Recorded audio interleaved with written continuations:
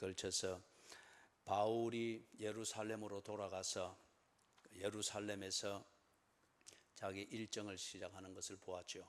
그런데 그 일정이 뒷꼬였습니다.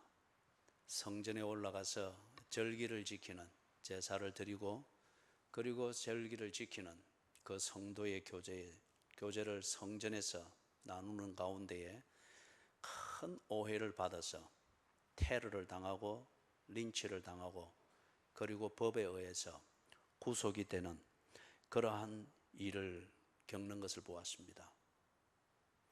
그러면서 지난 주일 보니까 23장 11절에서 그 모든 과정에 대하여서 어쩌면 바울 개인에게는 참 황당합니다. 또는 억울합니다. 분노가 일어날 수 있겠고 심약한 사람이면 그 일 끝에 좌절하고 포기해서 두려워 떨 수 있습니다. 그때에 하나님께서 성령을 통하여서 옥에 갇혀 있는 바울에게 말씀하셨습니다. 23장 11절의 내용이었죠. 22장 11절의 내용이었죠. 담대하라. 네가 예루살렘에서 나의 일을 정언한 것 같이 로마에서도 정언하여야 하리라. 끝나지 않았습니다. 감옥에 갇혔다는 이것으로 끝난 것이 아니라 로마에서도 정언해야 될, 다시 말해서 바울이 이루어야 될 그 목적을 위해서 가는 과정인 것을 하나님이 말씀하셨습니다. 목적을 이루는 그 과정이 바울이 기대하고 바라는 그러한 내용으로 전개되는 것은 아니었습니다. 그래서 실망이 될 수 있고 힘들 수 있고 틈틈이 쉬어야 될 때는 호텔 방에서 쉬면서 목적에까지 가는 것을 당연하게 여길 수 있는데 바울이 지금 옥에 갇혔습니다.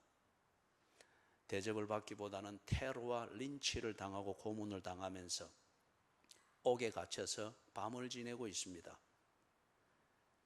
뭔가가 잘못됐다고 여기기에 참 좋은 환경입니다. 그런 조건입니다. 그런데 하나님의 말씀은 다릅니다. 예루살렘에서 나의 일을 정언한 것 같이 로마에서도 정언하여야 하리라. 실패가 아닙니다. 염려하고 근심하고 어떻게 살 것인가를 두고 고민하며 밤을 그렇게 지내야 될 그러한 내용이 아님을 하나님이 말씀해 줍니다. 그러면서 바울에게 당부합니다. 담대하라. 여러분, 계산만 하게 되면 약삭 빠를 뿐 절대 목적을 이루지를 못하고 가는 과정을 완주할 수가 없습니다. 이 계산에 밝은 사람들이 보면 약삭 빠르지만은 목적을 위해서 결단해야 되고 힘을 내야 되고 할 그런 과정에 쉽게 주저앉고 변질되는 것을 봅니다.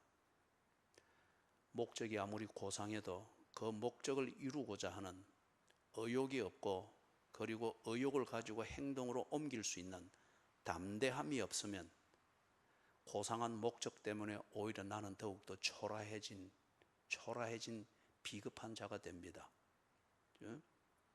그래서 다른 무엇에 중독이 되어서 자기를 잊어버리려고 하고 고상한 목적을 위해서 부름받은 내 자신의 잃어버린 특권, 내가 만든 실패, 그것에 대한 자괴감, 이런 것을 잊어버리려고 무언가에 중독이 되려고 해서 스스로 다른 사람이 되려고 하죠.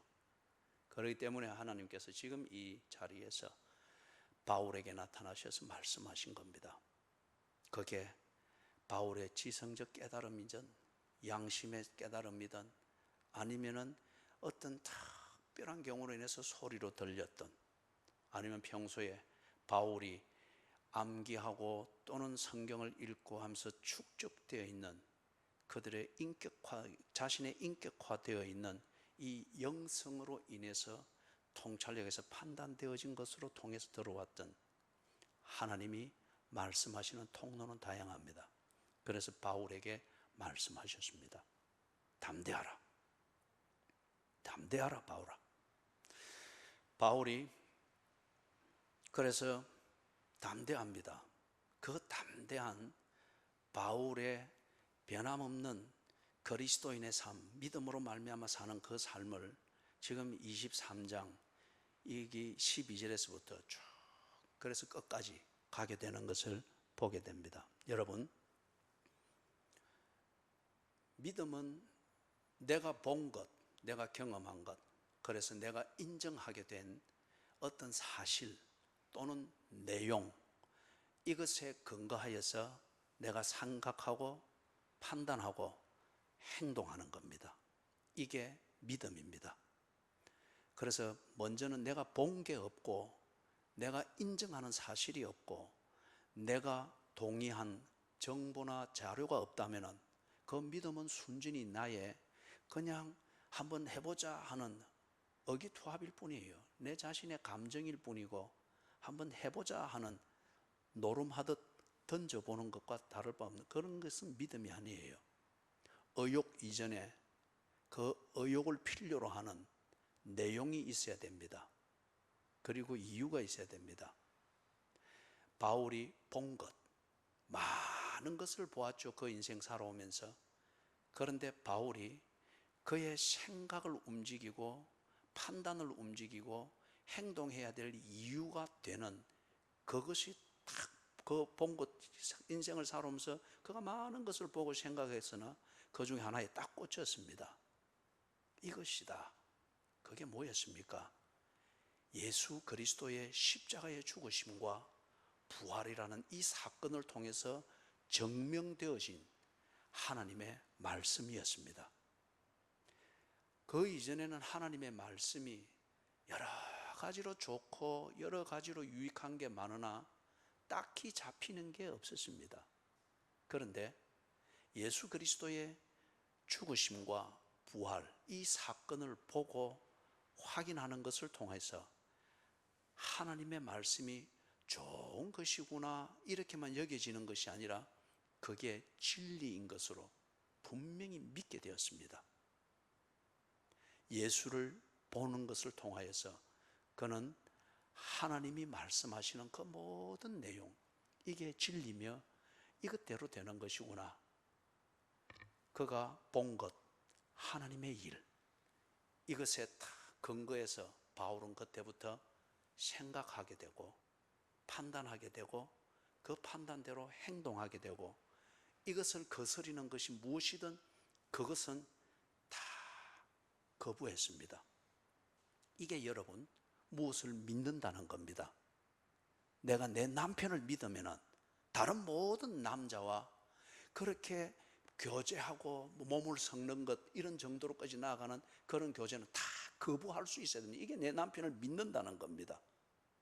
스마트폰에서 오만 것들이 다 올라오고 오만 것들이 정신을 흐리게 만들고 판단을 이렇게 저렇게 끌어갈지라도 내 남편을 믿는다면 남편에 대한 나의 정절과 그런 교제를 지키는 것을 흐트리는 이 모든 것은 아무리 매력적이고 아무리 옳게 여겨져도 이것은 아니다라고 거부할 수 있는 것, 이게 남편을 믿는 것이죠. 남편을 보았기 때문에 바울이 이 믿음을 가졌습니다. 하나님의 일을 본 이후로 자기가 본 것, 하나님의 일, 이것에 근거하여 바울은 생각하고 판단하고 행동하고 그 행동이 어떤 도전이나 경우에도 흐트러지지 않기 위해서 자기를 다 잡고 거기에 다 몰입하는 절개를 지키는 이게 의욕이죠. 열정이죠. 그래서 바울이 이 믿음을 가지게 됐습니다. 하나님의 모든 자비하심으로 여러분을 권합니다. 여러분의 믿음, 지금 이렇게 살아가고 있는 그 근거가 되는 여러분이 가졌다고 하는 믿음이 바울과 같은 믿음이 되기를 주님의 이름으로 축원합니다. 믿음이 다르면은 어느 때인가는 갈라지게 되어 있습니다. 그 궁극적 갈라짐이 천국과 지옥입니다. 믿음이 다른 이상 우선 표피적인 교제는 할 수 있지만은 그러나 결과적으로는 달라질 수밖에 없습니다. 바울이 이 믿음으로 말미암아 삽니다. 자, 여러분, 이 믿음으로 말미암아 탁 사니까 이걸 두고서 담대하다고 그렇게 말하는 거예요. 그런데 여기에 대해서 오해를 해서는 안 됩니다. 상식을 벗어난 처신 또는 교양을 무시하는 그 과격함, 광신도적인 독단 또는 신비주의적인 그러한 행위, 이런 것을 일삼는 것을 두고서 담대한 믿음의 삶이다, 그렇게 말할 수 없습니다. 대개의 경우는 상식적으로 하면은 다 덕을 세웁니다. 교양을 지키면은 그게 대개의 경우는 사랑입니다. 대개의 경우는 성경을 읽은 대로 지성적으로 읽고 건강한 감정을 따라서 그렇게 과하지도 않고 덜하지도 않게 깨달은 대로 그렇게 할 때에 옳습니다. 그렇게 그것과 상관없이 뭔가 열정을 불태우면서 막 광신도적으로 그럴 필요가 없습니다. 하나님이 모세를 부르고 40년 동안 이스라엘 백성들을 광야로 인도할 때 초월적으로 늘 40년을 지냈던 게 아닙니다. 그 백성들은 광야라는 아주 삭막한 그 땅이지만 그 땅에 발을 딛고 40년을 걸었습니다. 현실입니다. 그런데 이 현실을 무시하면서 늘 구름 위에만 있으려고 하는 그런 신비주의적인 어떤 이런 것을 가지고 자기 도취적인 그렇게 해서 몰입하여 산다, 이걸 두고 담대한 신앙생활이다, 그렇지 않습니다.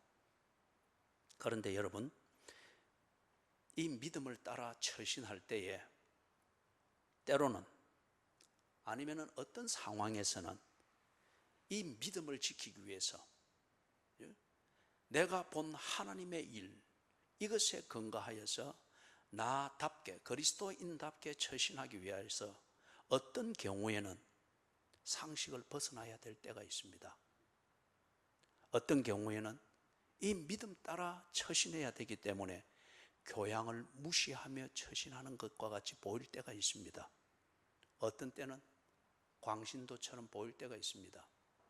이렇게 바쁘게 꽉 짜인 그 스케줄을 따라 돌아가는 도시화된 이 생활 패턴에서 새벽 기도한다고 하는 이게 보통 사람들에게 상식적으로 보이겠어요?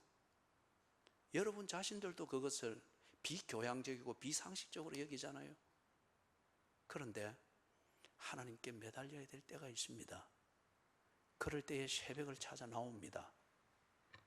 자기 가족에게마저도, 배우자에게마저도 광신도처럼 보이는 경우입니다. 그러나 그리해야 될 때가 있습니다. 믿음을 지킬 때에 어떤 경우에는 비현실적이고 아주 신비적으로 보일 때가 있습니다. 바쁘게 일하고 그리고 쉬는 때에 가능하면 놀러가고 가능하면 재밌는 것, 맛있는 것 먹으면서 하는 것이 휴식이고 뭔가 스트레스를 푸는 것 같은데, 그런데 어떤 교인들은 보면은 쉬는 시간이 있으면은 성경을 읽습니다.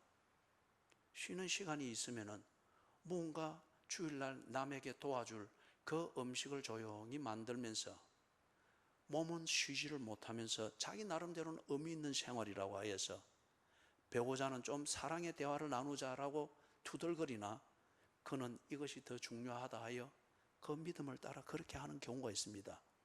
이럴 때에 상대방으로부터 욕을 듣습니다. 당신은 어떻게 현실을 무시하는 그런 종교 생활을 하나? 왜 신비주의적으로 그렇게 하나? 그런 소리를 들을 경우가 있습니다. 믿음을 따라 행할 때에. 그렇죠?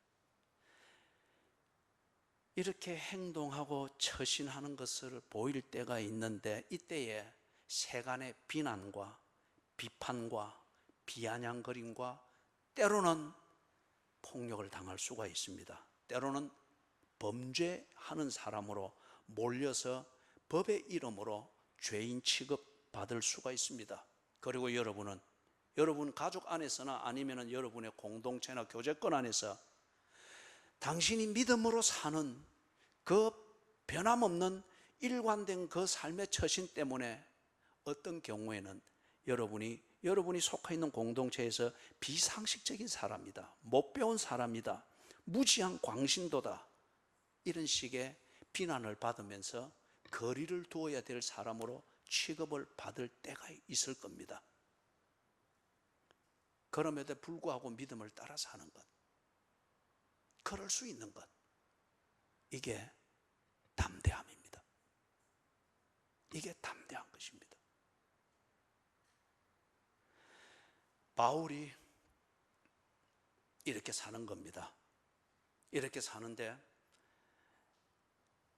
그냥 사라지는 것이 아니라, 그리고 담대하다 하는 이게 그냥 한번 예배드리고 감정적으로 카타르시스가 돼서 그렇지 잠시 그 기분이 업돼 있을 때에 뭐 하는 이런 행동, 그런 게 아니었어요.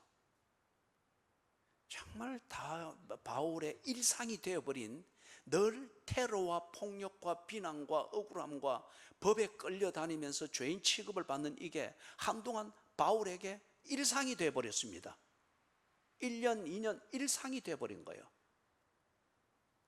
그럼에도 불구하고 그 정도 되면 거기에 적용이 돼서 타협되어진 뭔가가 나올 만도 한데, 바울은 처음부터 끝까지, 그게 1, 2년, 3, 4년 걸리더라도 처음부터 끝까지 그는 신선했습니다. 믿음으로 말미암아 사는 그의 삶의 내용과 그 각오와 그렇게 사는 그의 생각과 판단과 행동이 언제나 신선했습니다. 똑같았다는 거예요. 그래서 우리가 한 2주 동안에 보았던 것, 바울이 예루살렘에 도착해서부터 그 내용이 있었죠. 21장, 22장, 예루살렘 성전에서 겪었던 그 일이 있었죠. 성전에서 바울이 다른 사람이 하듯 신령과 진정으로 예배드리고 성도의 교제를 나누는데, 극한 오해를 받으면서 거기서 형성된 군중 심리에 의해서 아주 몹쓸 사람으로 테러를 당하고 죽을 뻔했습니다. 법이 개입하지 아니했으면 그 자리에서 죽었을 것입니다.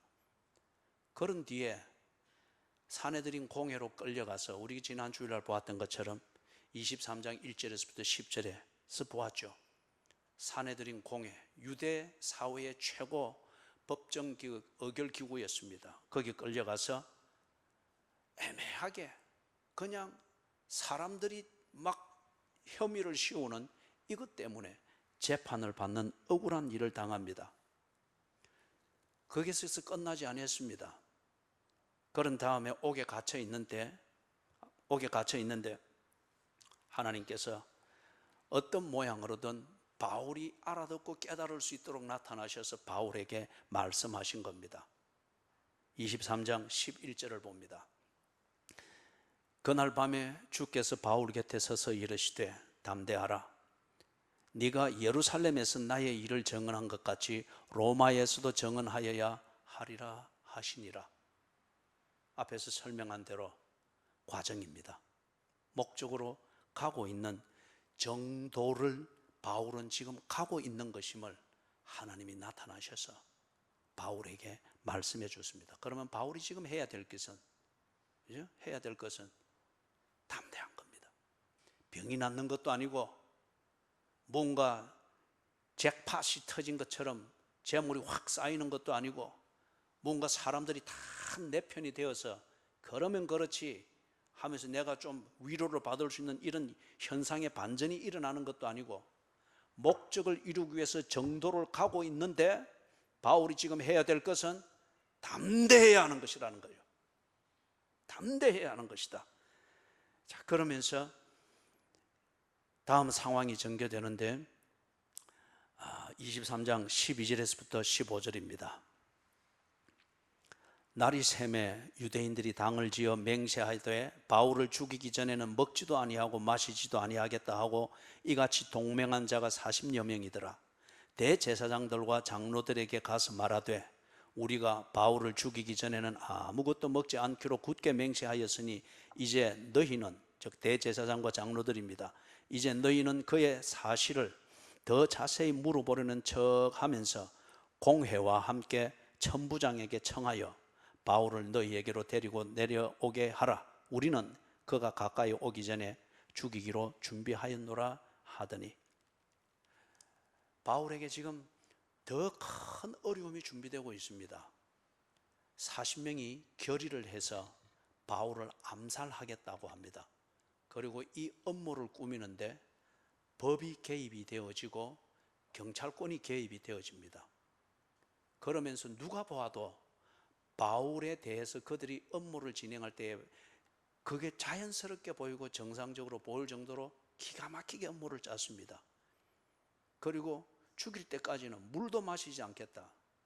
결의한 결사대가 조직이 되어 있습니다. 이거 죽는 겁니다.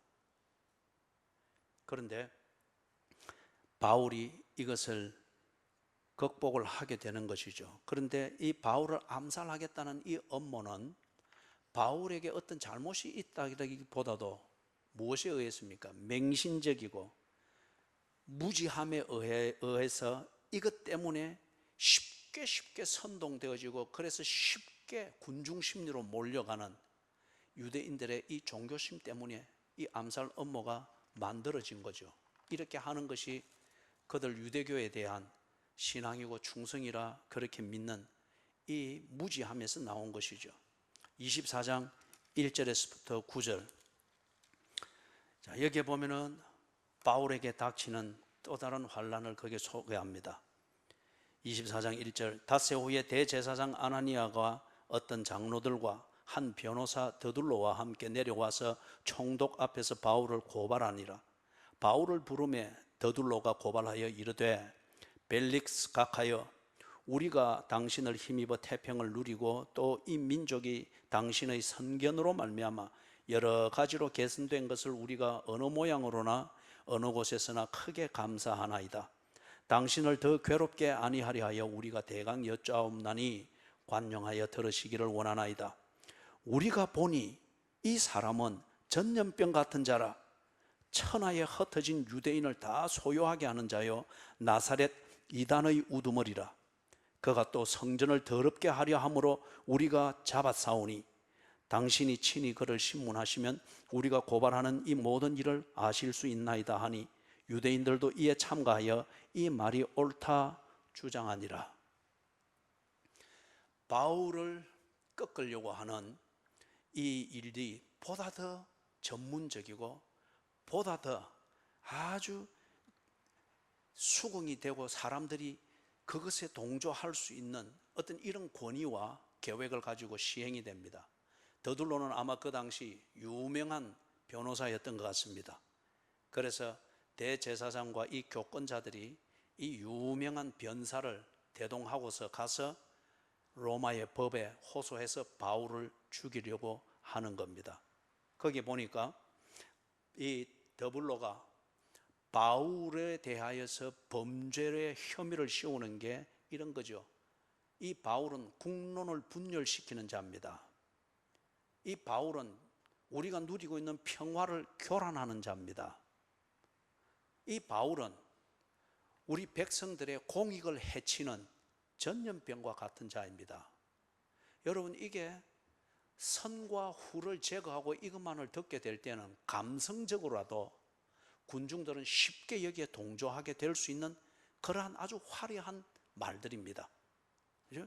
평화를 해친다, 자유를 해친다, 이것 때문에 평화가 깨졌다, 쉽게 선동될 수 있는 말입니다. 특히 정의감과 애국심은 충절하고 종교심은 넘치되 지성과 감성이 오도되어져 있는 자들, 그리고 무지한 자들 같으면 맹목적으로 이 말에 동조할 수 있는 아주 선동적인 그러한 문구들이죠.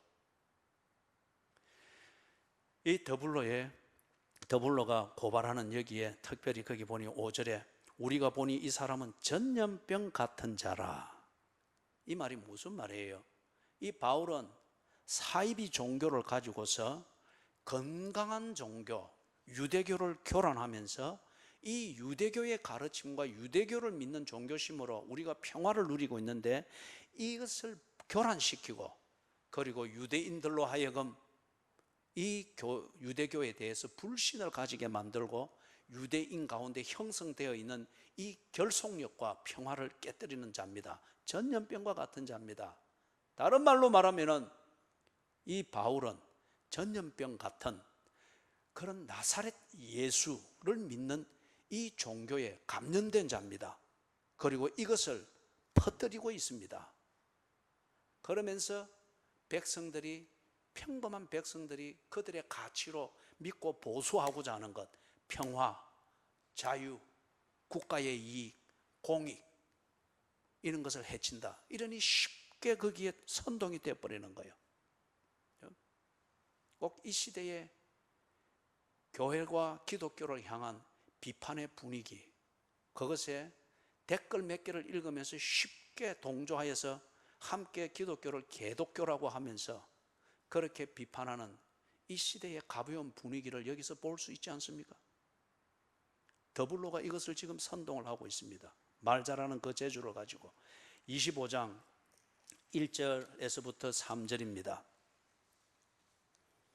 베스도가 부임한 지 3일 후에, 베스도는 로마의 총독으로 부임했습니다. 베스도가 부임한 지 3일 후에 가이사랴에서 예루살렘으로 올라가니 대제사장들과 유대인 중 높은 사람들이 바울을 고소할세 베스도의 호의로 바울을 예루살렘으로 옮기기를 청하니 이는 길에 매복하였다가 그를 죽이고자 함이라. 이제 이 유대 땅에 부임한 신임 총독을 대제사장을 비롯해서 유대의 이 교권자들이 매수를 하는 겁니다. 그죠? 매수를 하는 거예요. 이 신임 총독이 통치를 잘하려고 하면은 유대의 유력자들, 유지들과 일단 교감을 만들어야죠. 그렇게 해서 이걸 이용해서 지금 이 총독의 권위를 매수를 합니다. 그런 다음에 6절, 7절을 봅니다. 베스도가 그들 가운데서 8일 혹은 10일을 지낸 후 가이사랴로 내려가서 이튿날 재판자리에 앉고 바울을 데려오라 명하니 그가 나오매 예루살렘에서 내려온 유대인들이 둘러서서 여러 가지 중대한 사건으로 고발하되 능히 증거를 대지 못한지라. 이 유대의 유지들이, 이 유지들은 교권자들입니다. 유지들이 신임 총독을 잘 매수를 해서 이 유지들과 교감을 만들 필요가 있는, 이 당장 필요성을 가지고 있는 베스도에게 이걸 가지고 싹 그 권한을 매수를 하는 겁니다. 그런 다음에 자기들 입장에서 재판을 진행해 주십사 하는 이 의도를 강하게 비친 다음에 베스도는 그 요구를 들어서 재판을 열어줍니다. 그래서 이때에 예루살렘에서 내려온 이 유지들이 힘써서 로마의 법으로 그들의 고소가 인정을 받을 수 있도록 힘써서 바울을 고소합니다. 그런데 7절에 보니까 예루살렘에서 내려온 유대인들이 둘러서서 여러 가지 중대한 사건으로 고발하되, 중요한 것은 뭡니까? 능히 증거를 대지 못하니라. 바울에게 온갖 혐의를 씌우고 여러 가지 통로를 통해서 베스도가 함부로 거부를 할 수 없는 그런 정도로 혐의를 씌워서 몰아세우는데, 그런데 문제는 뭐죠? 혐의를 씌울 뿐, 비난을 할 뿐, 사실 증명을 못합니다. 그리고 증거를 제시하지 못하고 있습니다. 그렇기 때문에 이걸 가지고 그들이 했던 것은, 얻은 결과는 신임 총독 베스도를 불안하게 만들었을 뿐이지 바울에게 어떠한 법적 제재를 가할 수 있는, 판결을 만들어낼 수 있는 그런 증거는 제시하지 못했습니다. 이런 경우를 당할 때 바울로서는 얼마나 또 억울하겠어요. 이런 것들이 반복이 되어질 때에 담대하기가 참 어려운 문제죠. 그죠? 참 사회에서 아주 영향력 있는 분들이고 평소에 아주 좋은 영향력과 담대한 것 같은데, 그런데 무언가 법의 혐의를 받고서 검찰 출두서를 받고 신문을 한 번, 두 번 하게 되어지면 상상 밖의 처신을 그들이 하는 걸 보죠. 쉽게 자살을 합니다. 포기해버립니다. 손을 들어버립니다.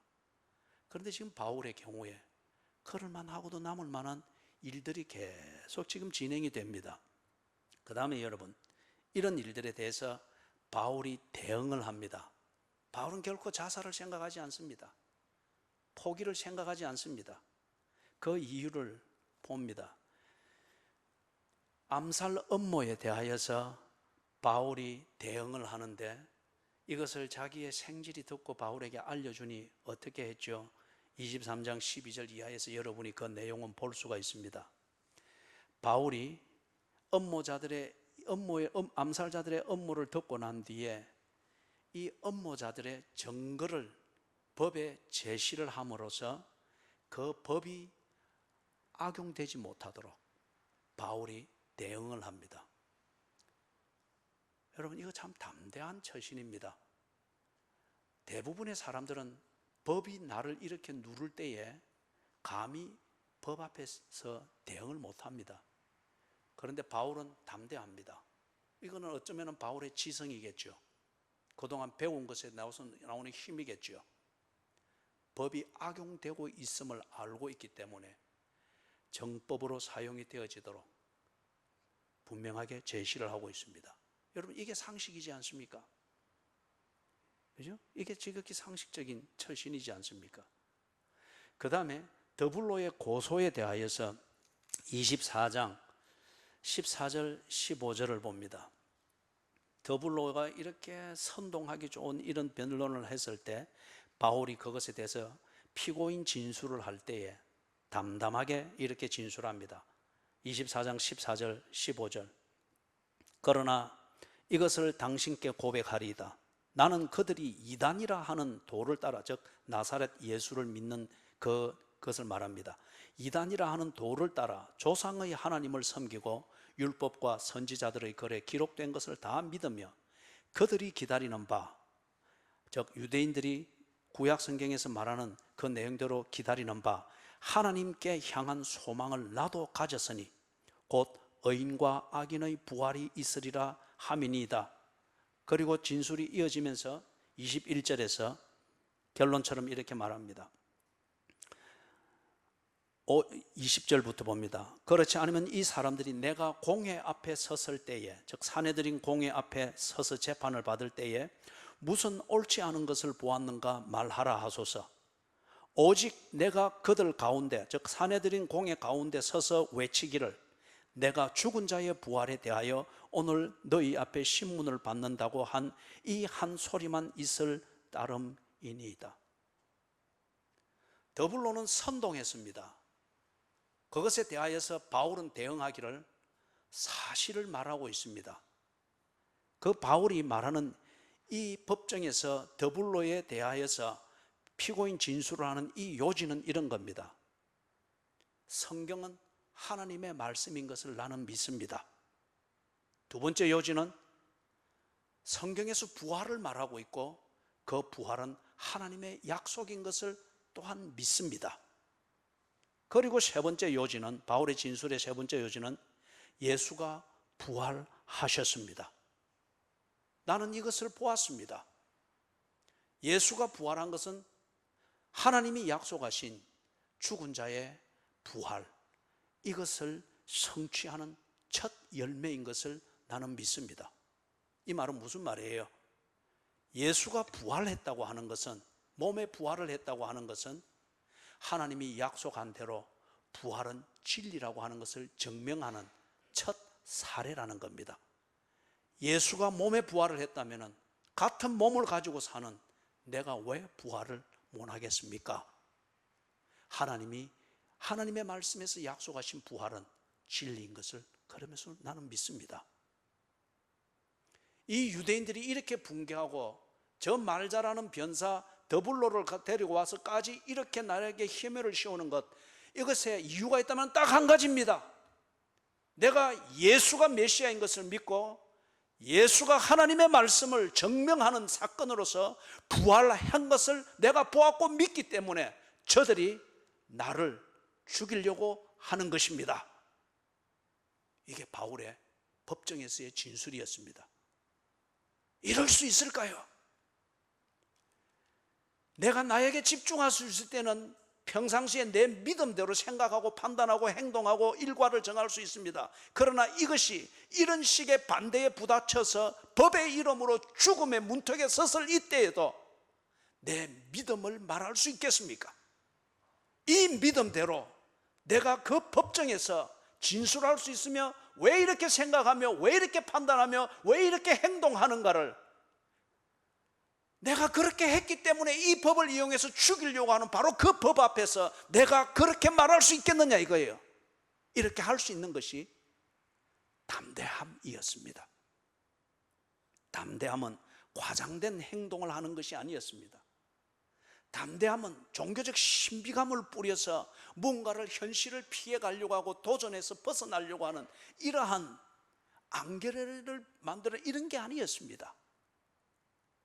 담대함은 상식에 대하여, 비뚤어진 상식에 대하여 상식으로 맞서는 것이며, 담대함은 비뚤어진 교양에 대하여 올바른 교양으로 맞서는 것이며, 담대함은 내가 평소에 믿었던 그것, 그렇게 생각하고 판단하고 행동했던 내 삶의 표지, 이것을 두고서 나를 죽이려고 하는 그 법 앞에서도 다를 바 없이 그 표지대로 내가 말할 수 있으며 생각할 수 있으며 판단할 수 있으며 행동할 수 있는 것, 이것이 믿음으로 말미암아 살도록 하는 담대함이죠.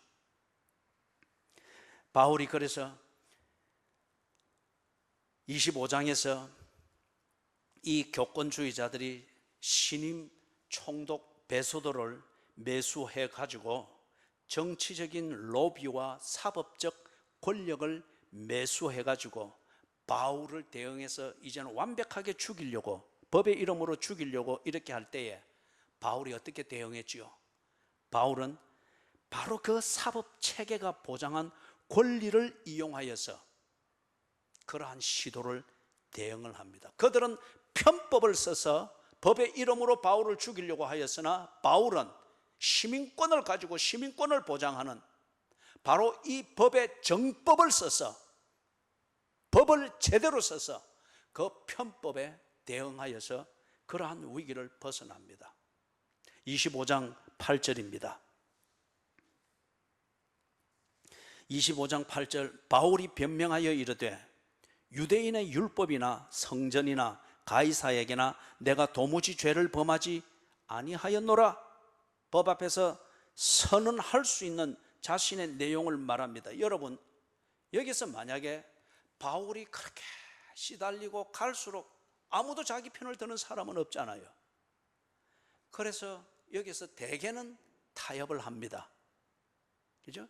거짓 진술을 하든 어떻게 해서 그렇게 해서 끝내려고 합니다. 만약에 바울이 여기서 뭐 그런 정도로, 어느 정도로 맞습니다 하는 식으로 타협을 하게 만들기 위해서 그런 조건을 만드는 변론을 했다고 하면은 바울은 그렇게 하는 것을 통해서 자기가 그동안 붙들고 살아왔던 그 근거가 되었던 복음과 이 복음을 믿는 그 자신의 신앙생활, 자신의 삶, 이 자체를 잘못된 것으로 스스로 시인하는 모순을 범하게 되는 겁니다. 그렇기 때문에 우리 믿음의 선조들은 순교자가 된 겁니다. 그렇기 때문에 히브리서 11장에서 나오는 것처럼 어떤 사람은 쫓겨나서 짐승의 가죽을 쓰고 다녔고, 어떤 사람은 톱으로 케임을 받아서 죽었고. 왜냐, 여기서 지금 그것을 시인해서 타입을 만들어서 이 법 앞에서 살고자, 이 혐의 앞에서 살고자, 벗어나고자 그들을 시인해 주게 될 때에 내가 믿고 있는 복음이 엉터리라고 하는 것에 대한 시인에 지나지 않는 거예요. 그렇다고 하면 지금까지 내가 살아왔던 것은 잘못된 것이라고 내 스스로 부정하는 것이 되는 거예요. 그렇기 때문에 믿음의 선조들은, 이것을 아는 선조들은 믿음대로 살았던 겁니다. 그래서 죽어서 살은 겁니다. 순교자들입니다. 담대함이죠, 이게. 25장 12절에서 그래서 바울이 법을 제대로 이용을 합니다. 내가 가이사께 상소하노라. 가이사는 로마의 황제입니다. 이거는 법이 정해놓은 권리입니다. 피고인의 권리입니다. 법이 불공평하게 다루고 있고 억울하게 다루고 있다고 할 때에 지금 우리 법 체계에서는 대부분의 최고 상소를 합니다. 이때에는 황제에게 상소할 수 있습니다. 그래서 황제의 재판을 받겠다라고 하여서 그들이 신임 총독을 매수하고 법을 매도하여서 그 법의 이름으로, 그리고 정치 권력으로 기독교를 증거하고 있는 바울을 죽이려고 할 때 바울은 그 법을 정법으로 사용하여서 황제에게 상소함으로 그들의 혐의와 그러한 어떤 매수하여서 장난을 치는 것을 더 이상 하지 못하도록 대응을 하였습니다. 담대하되 참 지혜롭고, 그리고 아주 뭡니까? 무엇을 해야 되는가, 그 권리에 대해서 아주 밝은 그런 바울의 모습을 볼 수 있습니다. 자, 이런 과정을 지나면서 바울이 정말 죄가 있느냐 없느냐 이것을 판결하는 것이 곳곳에서 중간중간에 만들어지고 있습니다. 두 가지만 보겠습니다. 23장 28절 29절입니다. 23장 28절 29절. 이 유대인들의 군중들의 테러와 린치로부터 바울을 보호했던 천부장이, 그 현장을 책임지고 있는 장교 천부장이 판결을 합니다. 유대인들이 무슨 일로 그를 고발하는지 알고자 하여 그들의 공회, 즉 사내들인 공회로 데리고 갔더니 고발하는 것이 그들의 율법 문제에 관한 것뿐이요 한 가지도 죽이거나 결박할 사유가 없음을 발견하였나이다. 그 다음에 25장 15절 25장 15절. 내가 예루살렘에 있을 때에 유대인의 대제사장들과 장로들이 그를 고소하여 정죄하기를 청하기에, 그 다음 17절, 재판 자리에 앉아 명하여 그 사람을 데려왔으나, 즉 바울을 데려왔으나 원고들이, 이거는 예루살렘에서 내려온 유지들입니다. 원고들이 서서 내가 짐작하던 것 같은 악행의 혐의는 하나도 제시하지 아니하고 오직 자기들의 종교와 또는 예수라 하는 이가 죽은 것을 살아있다고 바울이 주장하는 그 일에 관한 문제로 고발하는 것 뿐이라. 그리고 내려가서 24절 25절, 베스도가 말하되, 신임 총독이죠, 아그리빠 왕과 여기 같이 있는 여러분이여, 아그리빠 왕은 유대의 왕입니다. 당신들이 보는 이 사람은, 즉 바울은 유대의 모든 무리가 크게 외치되 살려두지 못할 사람이라고 하여 예루살렘에서와 여기서도 내게 청원하였으나 내가 살피건대 죽일 죄를 범한 일이 없더이다. 정말 상식과 교양과 그리고 올바른 종교를 보는 올바른 그러한 종교관과 종교 철학을 가지고 보았을 때에 바울이 죽일 죄인이 아니더라는 거죠. 유대인들이 그렇게 혐의를 씌워서 이렇게 할 정도로 그럴 일이 바울에게는 없다 이거죠. 그러면 바울은 어떤 사람이냐? 그들이 볼 때 바울도 역시 유대교를 믿는 자들과 다를 바 없이 개인적 신앙을 가지고서, 그리고 자기 신앙이 옳은 것을 사람들에게 말하고 하는 전도 활동을 하는데, 이 전도 활동이 사람들의 권리를 해치거나 이런 범법 행위를 하는 것이 아니었다는 겁니다. 그들이 종교의 자유를 누리듯 바울 또한 종교의 자유를 누리는 것일 뿐이었고, 그들의 교양과 상식을 해친 것이 아니었다는 거죠. 그런데 그들이 자기들의 종교에 반하고 자기들이 가지고 있는 맹신하는 어떤 이런 종교 편향성, 이것에 대하여서 그들이 상식을 깨고 교양을 깨고 광신도적으로 그들의 종교적 자존감을 건드린다 싶은 바울을 없애려고 하는 것에 지나지 않는다 하는 이것을 로마의 법을 집행하는 자들이 객관적으로 보고 양심적으로 이야기를 합니다. 말씀을 정리합니다. 바울은 어떻게 해서 담대할 수 있었습니까? 지금까지 보았던 것처럼 바울은 간단했습니다. 그게 바울의 어떤 탁월한 학문적 거기서 나오는 계산과 머리 싸움에서 그런 게 아니죠. 쭉 읽어보면 단순했습니다. 바울이 가지고 있는 예수를 믿는 믿음, 이 믿음의 본질과 상반된 것에 동조하지 아니하려고 했을 뿐입니다. 바울이 가지고 있는 예수를 구주로 고백하는 이 신앙 고백, 이것과 상반된 그 어떤 것에는, 그게 좋게 오든 나쁘게 오든 그것에 그는 결코 타협하지 아니하려고 했을 뿐입니다. 그럴 때에 바울은 비상식적인 종교인으로 치부되었고 광신도처럼 그는 오해를 받았고 그렇게 취급을 받았습니다. 그러나 그럴 때가 있었으나 바울은 그 믿음을 지켰습니다. 믿음과 다른 것, 바울이 가지고 있는 그리스도인의 믿음과 다른 것, 이 믿음에 따라 처신해야 되는 그 교양과 상식과 다른 것, 이것은 틀린 것이라 바울은 분명히 판단하고 그렇게 처신했습니다. 그것이 바울의 담대함의 본질입니다.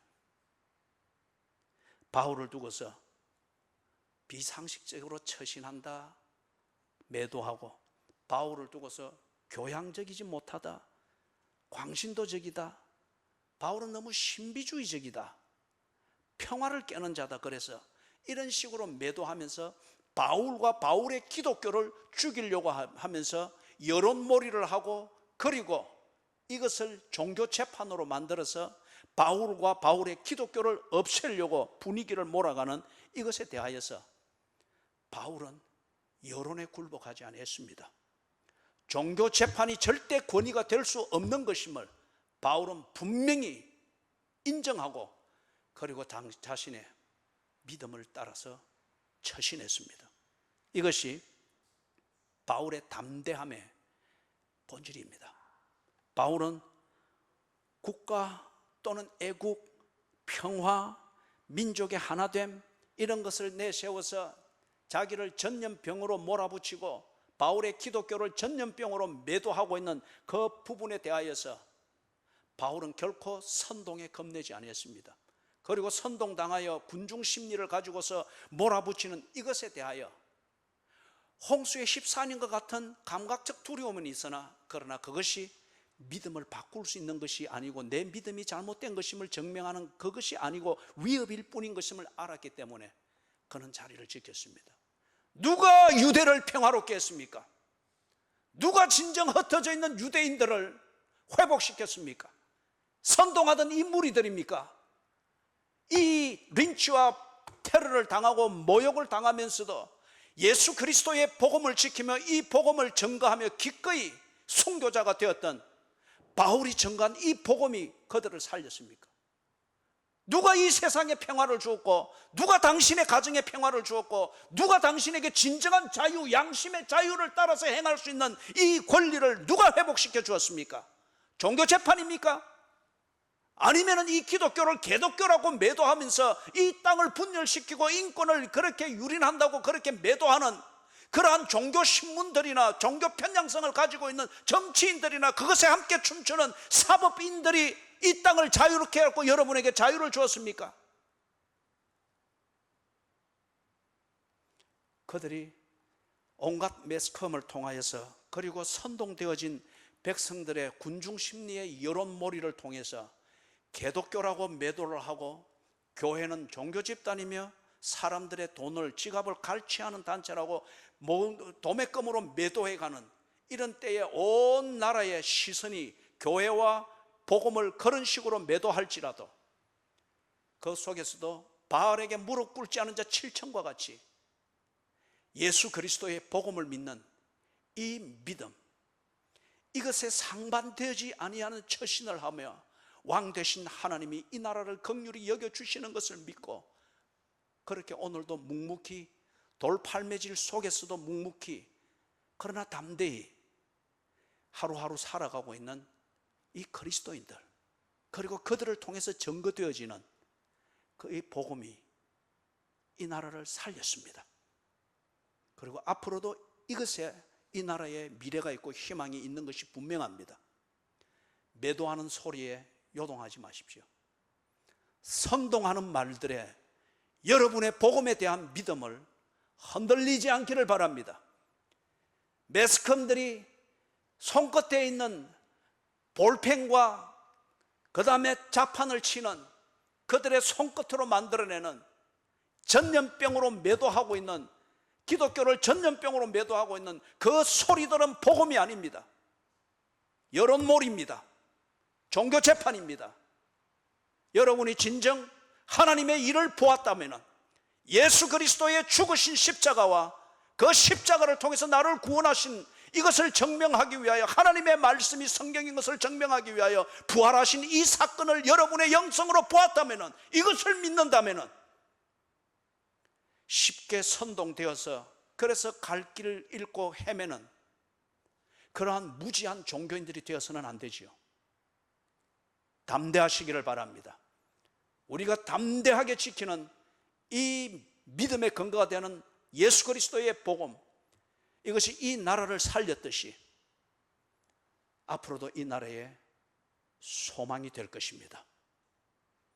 담대하여 여러분의 하루하루 일상을 흔들림 없이, 그리고 세상의 조롱거리가 되지 아니하며 조롱하려고 홍수처럼 달라들지라도 나를 건드릴 수 없는 담대한 그리스도인으로 살아내시기를 주님의 이름으로 축원합니다. 아멘.